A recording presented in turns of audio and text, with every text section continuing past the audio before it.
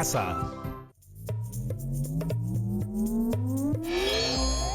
Hola chicas y chicos, les doy la bienvenida a un nuevo programa de Aprendo en Casa. Hoy vamos a revisar el área de Ciencias Sociales para segundo de secundaria y les voy a contar algunas cosas que he estado aprendiendo. Hoy vamos a hacer un viaje imaginario a lo largo de nuestro país y conoceremos más sobre nuestra geografía y cómo está determinada la manera en que vivimos. También veremos de cerca la flora, fauna y la obra de la humanidad, en lo que respecta a las vías de comunicación. Atentas y atentos, estoy segura de que les va a gustar mucho este programa. Y no se olviden de tomar nota porque solo así podrán responder el reto de hoy. ¿Ya están listos? Muy bien, ahí va el video. El Perú es uno de los 17 países con mayor diversidad de todo el mundo. Pero ¿qué les quiero decir con esto? Es que nuestro territorio alberga la mayor cantidad de animales y plantas de todo el planeta. Y esto no es por casualidad. Y por eso el día de hoy vamos a hablar de todos los beneficios que nos brinda la geografía peruana. Así que préstale mucha atención al siguiente video. Perú. Tantas veces Perú. Pero ¿de dónde proviene el nombre Perú? A ver, cuenta la historia que la palabra Perú deriva de virú. Y es que cuando vinieron los primeros españoles al país, preguntaron a unos nativos, ¿cuál es el nombre de este lugar? A lo que ellos respondieron, Virú, la antigua cultura pre-inca. Y los españoles entendieron el nombre como Perú. Pero hoy dejamos la historia para hablar sobre la diversidad climática y biodiversidad de nuestro país. Diversidad climática. Por su ubicación geográfica en el planeta, el Perú debería de ser un país tropical, de clima cálido pero también lluvioso. Pero no, y en vez de eso, contamos con varios climas subtropicales y tropicales. Un trópico es un círculo imaginario que rodea la Tierra en paralelo a la línea ecuatorial terrestre.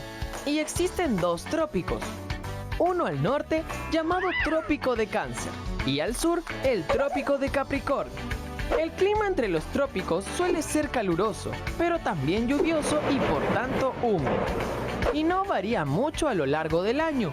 Y las zonas subtropicales son las que se ubican fuera de los trópicos. El clima es más seco en verano y con heladas en invierno. Y aunque el Perú se encuentra en una zona tropical, también manifiesta climas subtropicales. ¿Sabes por qué? Debido a tres factores: la cordillera de los Andes, las corrientes marinas de Humboldt y las masas de aire. La cordillera de los Andes.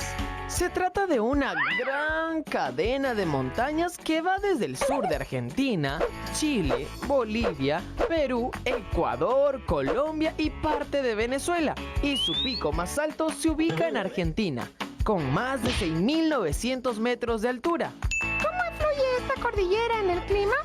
Verás, Henry, si un alpinista empieza a escalar por la cordillera de los Andes, poco a poco empezará a experimentar humedad, fuertes lluvias y falta de oxígeno. Bueno, tampoco tanto. Otra característica de las zonas altas de la cordillera es que es más frío y glaciar, mientras que en las zonas bajas es seco y caluroso.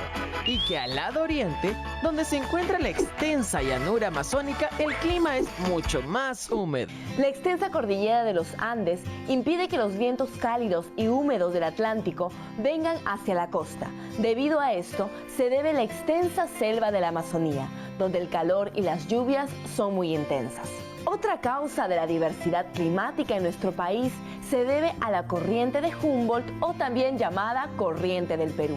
Se trata de una extensa corriente marina de aguas muy frías que recorre toda la costa del Perú. Veamos de qué se trata. La corriente de Humboldt lleva el nombre del naturalista alemán Alexander von Humboldt, quien en el año 1800 estudió este importante fenómeno. Humboldt.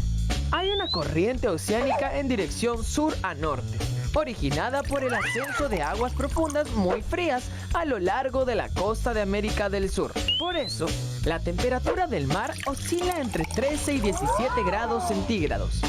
Este fenómeno ocasiona que el cielo esté cubierto de neblina, no llueva mucho y el terreno sea árido. Pero otra corriente marina importante es la del Niño, que a diferencia de la corriente de Humboldt, esta es cálida, va de norte a sur y ocurre entre el 18 y 25 de diciembre de cada año. Y se llama Corriente del Niño en referencia a la época de la Navidad. La corriente del Niño provoca mayor evaporación del agua, formación de nubes y lluvias en la zona norte del Perú necesaria para la agricultura. Por otro lado, tenemos que hablar de dos importantes masas de aire: el anticiclón del Pacífico Sur y el anticiclón del Atlántico Sur. Un anticiclón es cuando dos corrientes de aire se encuentran y crean una zona de alta presión. El aire desciende, produciendo un tiempo fresco y claro. El anticiclón del Pacífico Sur consiste en el encuentro de vientos fríos y secos, lo que genera un gran techo de nubes, disminuyendo la intensidad de los rayos solares en esa zona. Mientras que los vientos del anticiclón del Atlántico Sur es el encuentro de vientos cálidos y provocan fuertes lluvias en la región amazónica, por eso la gran vegetación. ¿Sabías que el Perú es el tercer país más grande de Sudamérica después de Brasil y Argentina?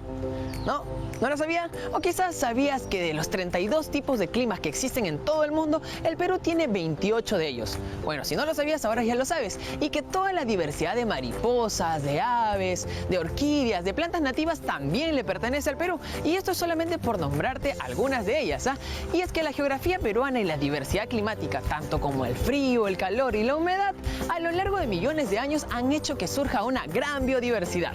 Por eso veamos cómo ha influido la cordillera de los Andes, las corrientes marinas, también las masas de aire y por último la ubicación del Perú entre los trópicos para el surgimiento, para la evolución también y para la adaptación de miles de especies de animales y plantas. ¿Por qué hay tantas especies de animales y plantas en el Perú?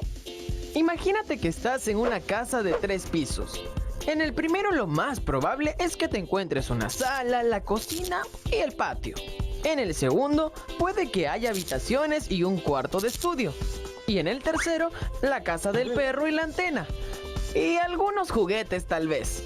Así como en una casa con varios niveles encontramos diversidad de espacios y cosas, la cordillera de los Andes ha permitido la diversidad de climas y el surgimiento de toda clase de especies en sus más de 5.000 metros de altura.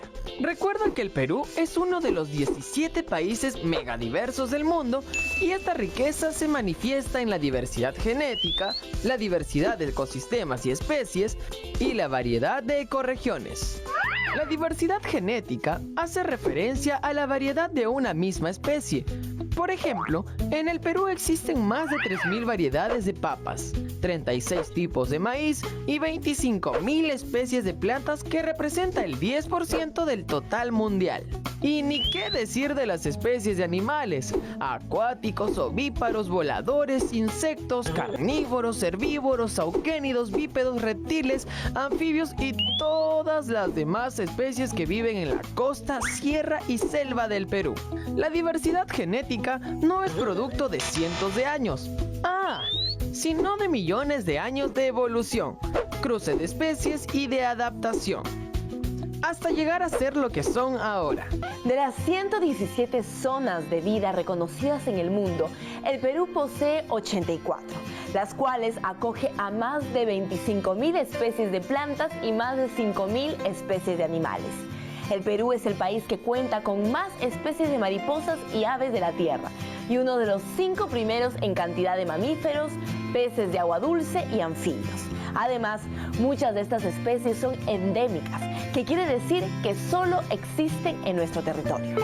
La variedad de ecosistemas y especies quiere decir que gracias a que contamos con áreas desérticas, húmedas y frías, permite que vivan animales propios del desierto, humedales y zonas frías.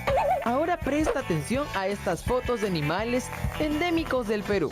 La rana del Titicaca, que no es una anfibia, sino acuática y casi nunca sale del agua.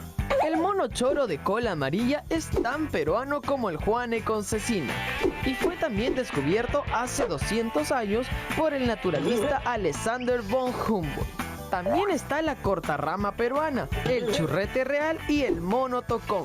Y finalmente, tenemos que hablar de la variedad de ecorregiones. Una ecorregión es un área geográfica que tiene clima, fauna, flora, suelos e hidrología similar en todo su espacio, resultando fácilmente diferenciable una ecorregión de otra. El científico peruano Antonio Brat-Egg identificó la existencia de 11 ecorregiones en el Perú, 3 de ellas únicas en el mundo. El primero está en el norte, el bosque seco ecuatorial que abarca territorios de Ecuador y Perú. ¿Existe un bosque seco? Sí, Henry. A ver, no quiere decir un ambiente donde los árboles estén sin hojas y parezca algo fantasmal. Nada que ver. Es que en esta zona hay épocas de lluvias, pero también épocas de sequía. Y aunque no te lo creas, aquí habitan 67 especies de aves endémicas, un récord de endemismo en el mundo para un bosque seco. El segundo está en el sur, en el desierto del Pacífico, que abarca toda la costa del territorio peruano, extendiéndose incluso hasta el norte de Chile.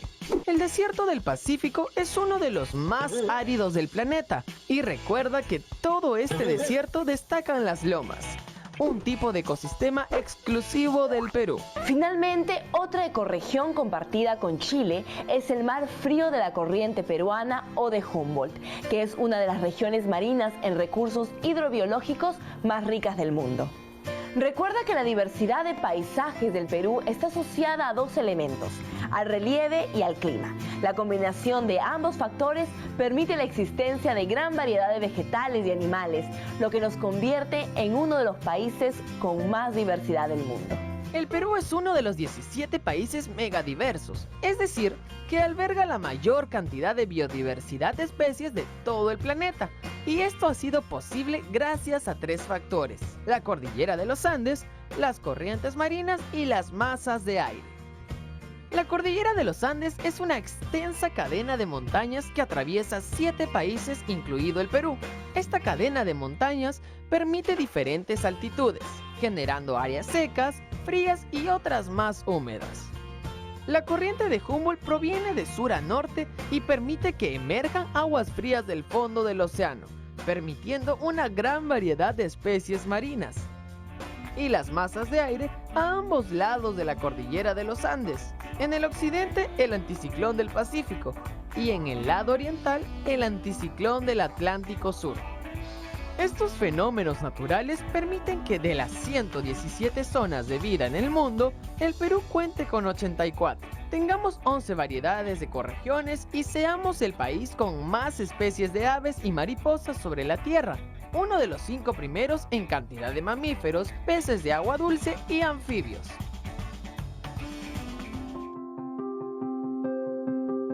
¿Qué es lo que piensas cuando ves programas de la geografía o biodiversidad del Perú? No sé, a ver, yo quiero adivinar. ¿Te gustaría conocerlo, sí o no? Bueno, digamos que el Perú es un país para todos los gustos. Si es que te gusta el calor, por ejemplo, tenemos un amplio desierto desde Tacna hasta Tumbes. Y si es que eres de los que te gusta el frío y la nieve, Ancash es el lugar exacto. Y ni qué decir de la selva, que es el lugar para todos los aventureros. ¿Cómo no sentirnos orgullosos del Perú? La verdad, tenemos mucha suerte y tenemos que respetar siempre el hábitat de todos los animales, evitando la contaminación. Así que ya lo sabes. ¿Sabías que el río Amazonas es el más largo y caudaloso del mundo? Este río nace a más de 4.800 metros de altura en el departamento de Arequipa y desemboca en el Océano Atlántico, atravesando gran parte de Perú, Colombia y Brasil. En 1996, los científicos revelaron que el Amazonas mide 7.020 kilómetros, mientras que el río Nilo en África mide 6.670 kilómetros. Además, el Amazonas es el más caudaloso, lo que significa que es el río con más cantidad de agua del planeta. Ahora ya lo sabes.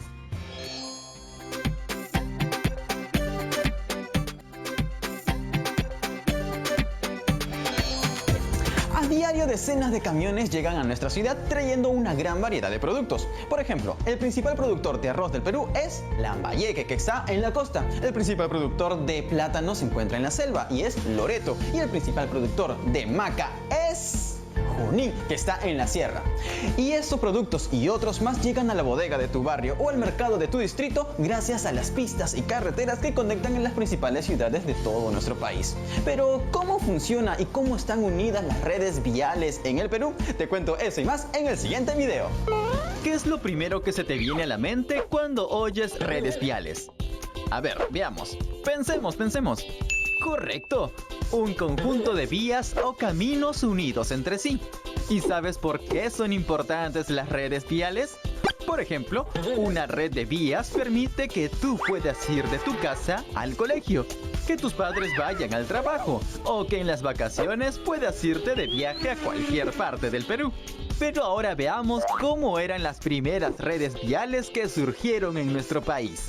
Mucho antes que los incas, existieron otras culturas, conocidas como culturas pre-incas, como los Huari o Tiahuanaco. Estas dos civilizaciones tuvieron la genial idea de conectar pueblos a través de caminos, a veces solo de tierra y otros con bloques de piedra. Posteriormente, cuando los incas empezaron a conquistar al resto de pueblos de Sudamérica y al mismo tiempo que construían enormes ciudades de piedra, también crearon una red de caminos que conectaba a los distintos pueblos con el Cusco, la capital del Tahuantinsuyo.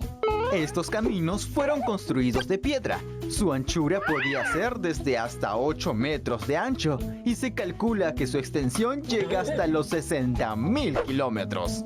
Según el historiador peruano José Antonio del Busto, estos caminos permitían la comunicación entre los pueblos, el intercambio de productos, un mejor modo de administración y para un tipo de mensajeros incas conocidos como chasquis. Sí, Henry, los chasquis eran jóvenes mensajeros del Inca, entrenados para recorrer varios kilómetros durante el día o incluso de noche. Alucina que Hernando Pizarro, el hermano de Francisco Pizarro, escribió en una carta: el camino de la sierra es cosa de ver, porque en verdad, en tierras tan fragosa, en la cristiandad no se ha visto tan hermosos caminos. Hasta los conquistadores se quedaron asombrados. El historiador José Antonio del Busto explica que el Inca Huayna Cápac fue quien mandó a construir y mejorar las vías de su imperio. En algunas partes, estos caminos fueron construidos con tanta precisión que siguen siendo utilizados en la actualidad. Como ves, toda civilización necesita estar comunicada con otra para poder desarrollarse. Y las vías de transporte juegan un papel muy importante.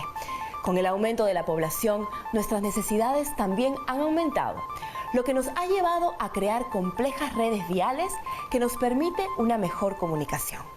Así como los incas tuvieron una red de caminos, en otras culturas importantes también desarrollaron complejos caminos, como las calzadas romanas o los caminos en el monte Huangshan, en China. Ahora te das cuenta que las vías de conexión han sido muy importantes desde siempre, ¿verdad? Ahora, chequea cómo han evolucionado las redes viales en nuestro país.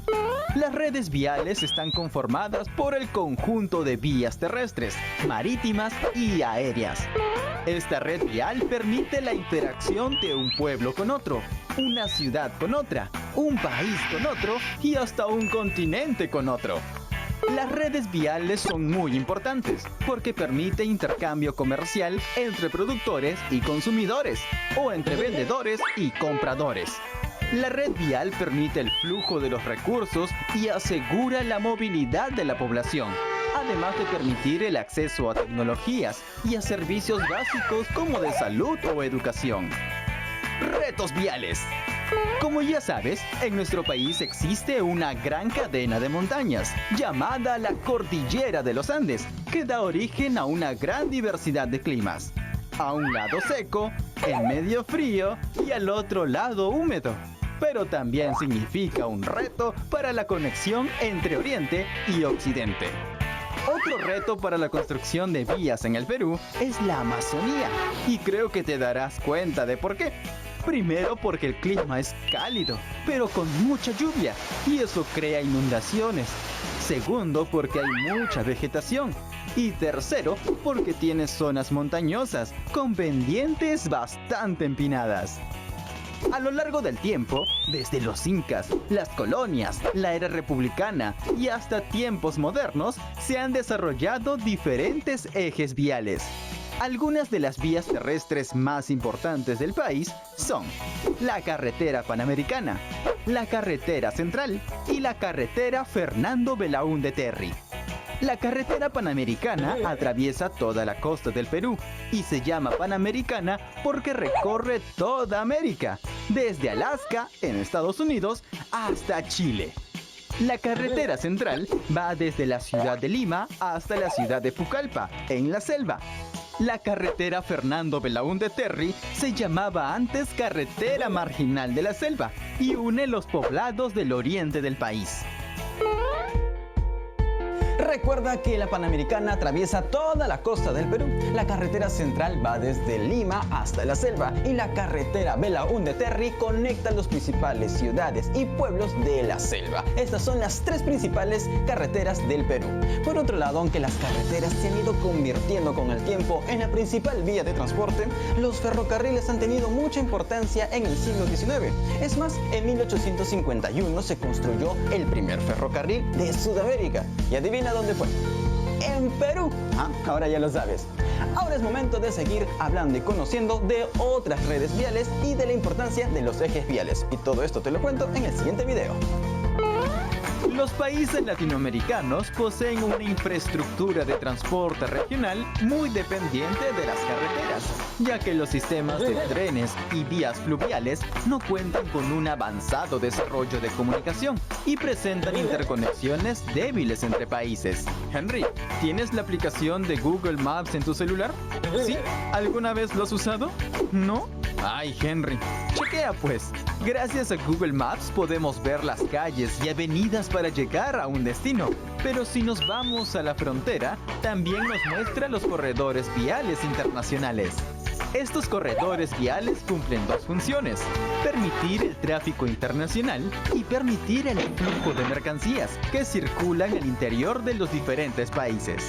En cuanto a las vías de comunicación acuáticas, en el Perú se realiza por el mar, ríos navegables y lagos. Gracias al acceso al mar, se pueden exportar o importar productos. Los puertos de Talara y Paita son los más importantes, ubicados en Piura.